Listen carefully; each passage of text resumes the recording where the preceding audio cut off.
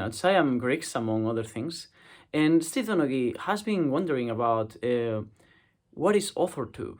What is that section of YouTube dedicated to writing? Since day one on his channel, and so have I since day one on my viewing career in YouTube.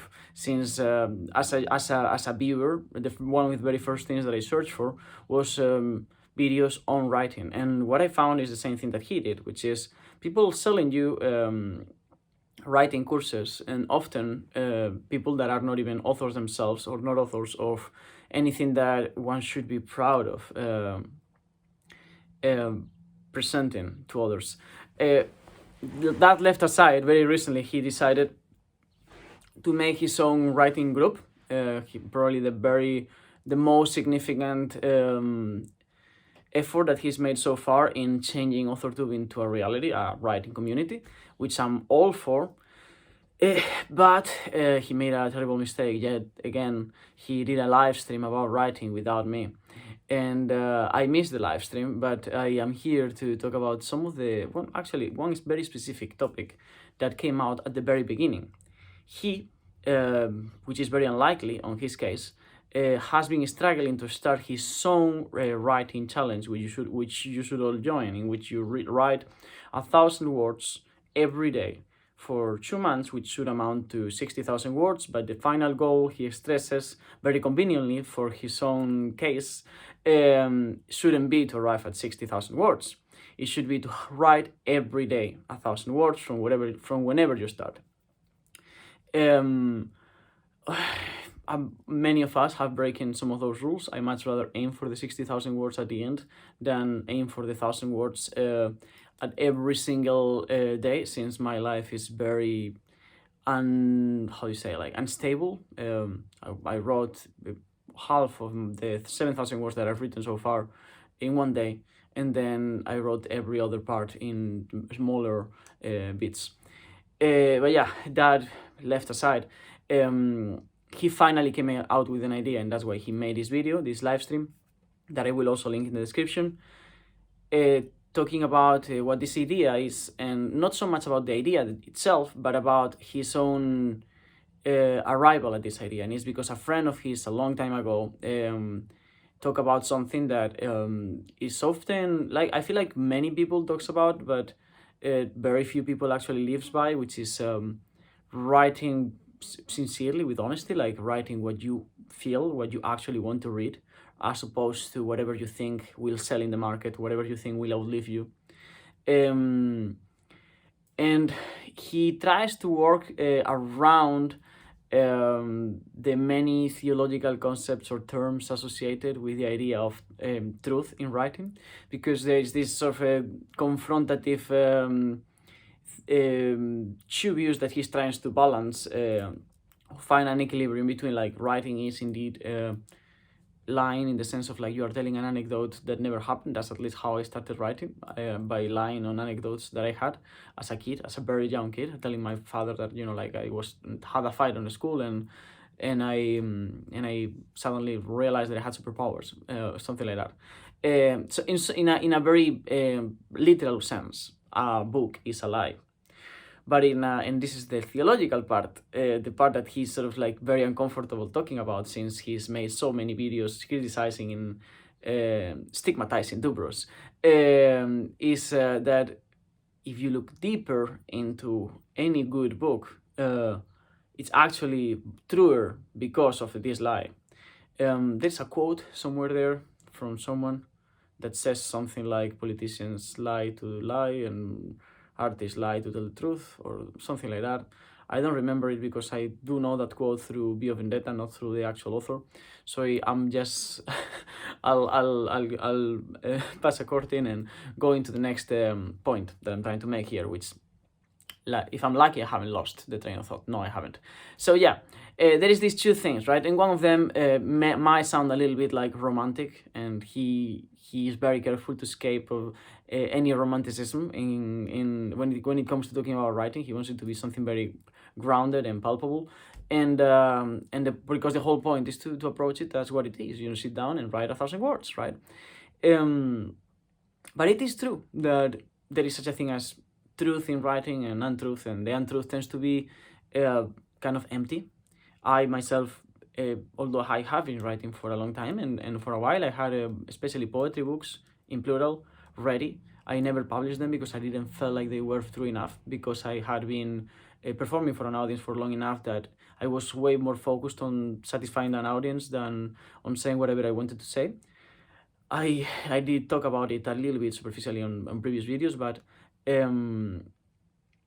it is not for some sort of like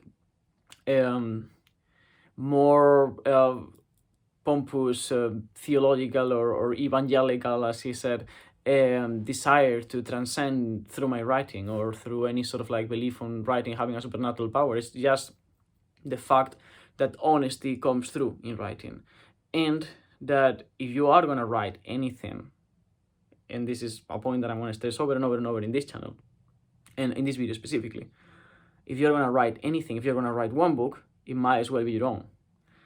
And that's what I wanted to get at, because I personally have a way of looking at this dichotomy, this false dichotomy, that I find very helpful, both for life and for writing. And it is the next. There is people who write posthumously, that for whom writing is a posthumous activity, and people who write for themselves, people who write for the very present, for the sake of writing.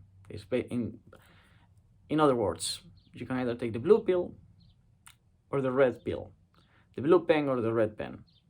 Now, writing posthumously means that you are writing trying to get at other people. Now, or more often than not, people that will be alive long after you're dead. And what that means is that you are, first of all, believing that you can predict what people likes and what sells. It is easy to predict what sells, but the reason why you want that is because you have misunderstood what writing is, and you have misunderstood your relationship towards what you write. In one sense, specifically, you are forgetting the death of the author. That's the first thing. Heidegger might be the biggest example of this, and that's why the second part of his book is shit. Where you think that you are your book. You think that you are your book. So if somehow you manage to immortalize the book that you write, you will live beyond your own death through that book. Basically, you are trying to canalize all your reproductive instincts into this creative piece that you are trying to propagate through time and space into others. But first of all, if that were true, in precisely renouncing to writing something that is truly your own and writing only something that will please people and sell, you're already writing something that is not you, that is clearly not you. And that would be enough as a counter argument to why this doesn't make any sense. But even if that were the case, the fact is that you are not what you write. You are not anything that you create. They are things that you create, but you are a different thing. So what I'm trying to say is that this thing that you write might get to a lot of people and might also outlive you.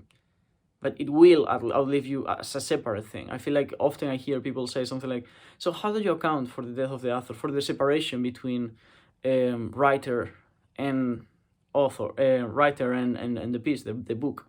Well, let's say I wrote this book. Why do I need to account for the separation when it is self-evidently true that we are already separated? There is no connection between this book and me. This is a separate object from myself. It's as simple as that. It's a material evidence that I am not this book. So it doesn't matter if I wrote it. It doesn't even matter if I actually am all over this book in the sense of like, in a more metaphorical sense, in the sense that I was honest when I was writing and that I really wrote what I wanted. And therefore, there is parts of my personality that come through here, or parts of my own worries or desires that come through in this book. It won't matter, because we are separate. I will die, this won't. And if it dies, it's completely separate from me as well. If what I write doesn't even last a second, so that doesn't mean that I didn't. I have my own life separate from whatever object I create. I feel like it's obvious, and it's probably gonna be obvious for many of you, since this specific corner of BookTube is not as pretentious as others parts of YouTube. But I feel like it's worth stressing that you are going to die, and your book might die or not die, but it won't matter. It doesn't matter. The moment it's written is not yours. That's what I believe. That's what I believe. That's my peace of mind when it comes to writing posthumously. So I feel like I find it very pathetic personally when I'm reading a book and I see that the author is really trying to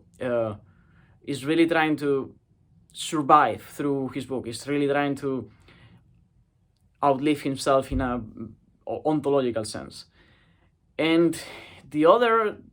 That sometimes has worked. I'm not saying that it never works, that the book becomes a classic because the author not only wanted to do that, but also knew how to do it. But it is, for me, pathetic and misguided from the beginning. On the other hand, there is even more vacuum, more empty sense in which you can try to write something for the sake of others rather than for your own sake, and is to write for the market, to try to sell a book. You are creating a product, you are creating a commodity, not very different from a perfume, that will be sold from a surplus value and from which you will profit. There is a very practical sense in which you would want to do that. You don't have to like writing or books at all in order to do that. You just have to like money. And you have to know as well that in both of these previous cases that I have presented, your book will be shaped by others, not by you. You will have no other claim over the book other than the money that it might give you. And that's the blue pill. The red pill, on the other hand, it's much simpler. It's and this is why I say that writing in this case, this dichotomy applies to life as well. It will be true. It will not be the truth. It will be your truth. Something can be true and have truth in it. Doesn't mean that it has to be written with a capital letter. But it will be true. It will be yours. It will be entirely your own. And at the same time, it won't, because you will have understood as well that whatever happens to it once you have written it is no longer your choice. It's no longer down to you. You are not connected. You are connected through it. You are there for the ride, and you better enjoy it, because I mean, what are we here if not to enjoy the ride? But yeah, that's the red pill. I think that, again, if you are going to live one life, if you are going to write one book, if that is all you're gonna do, it might as well be your own. It doesn't really matter if it's about elephants with 5 heads having fights with ninja turtles in the space, or if it's about I don't know, the geometry of our society and how that somehow limits our capacity to think beyond anthropocentrism.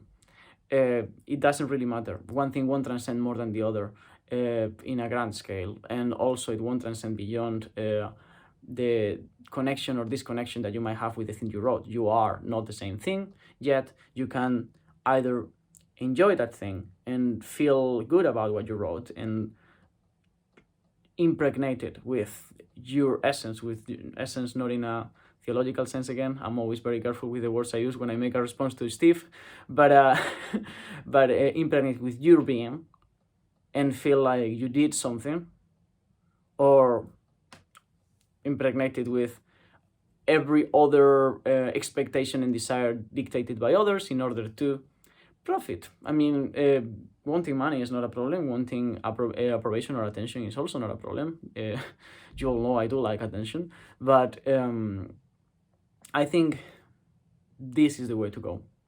Now, you can pick whatever pill you want.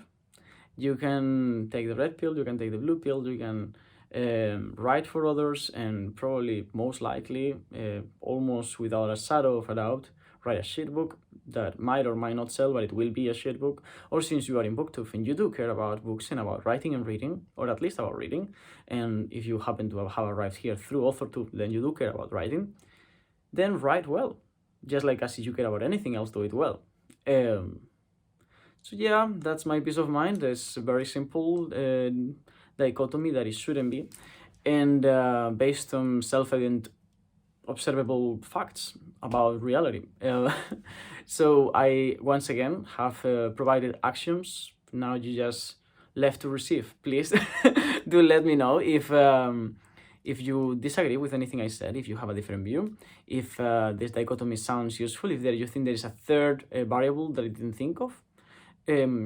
All of that in the comments, or make a video about it, interact, yeah, all that you do like so much. And I'll see you on the other side. Thank you, BookTube.